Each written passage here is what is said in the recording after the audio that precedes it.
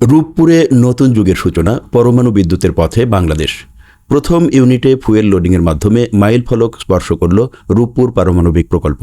প্রধানমন্ত্রীর সঙ্গে রোসাটম মহাপরিচালকের সাক্ষাৎ।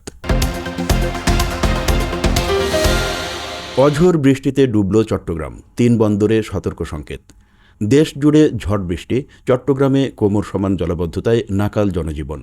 চট্টগ্রাম, কক্সবাজার ও পায়রা সমুদ্র বন্দরকে ৩ নম্বর সতর্ক সংকেত মেনে চলার নির্দেশ। জঙ্গি নেই, আছে উগ্রবাদী, মাঠ ছাড়ছে সশস্ত্র বাহিনী। স্বরাষ্ট্রমন্ত্রী সালাউদ্দিন আহমেদের দাবি, দেশে কোনো জঙ্গি সংগঠন নেই, তবে উগ্রবাদীদের তৎপরতা থাকতে পারে। পর্যায়ক্রমে মাঠ পর্যায় থেকে সরানো হচ্ছে সশস্ত্র বাহিনী। মহামারী রূপ নিচ্ছে হাম, আরও ৫ শিশুর মৃত্যু।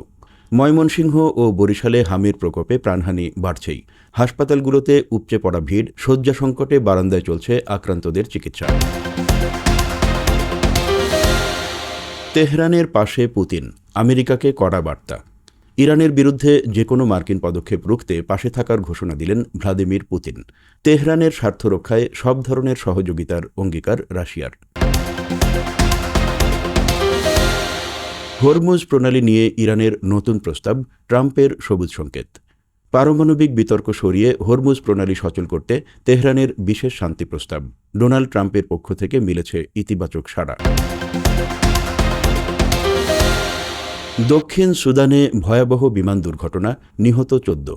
উড্ডয়নের কিছুক্ষণের মধ্যেই বিধ্বস্ত হল বিমান, পাইলটসহ বিমানে থাকা সব আরোহীর মৃত্যু।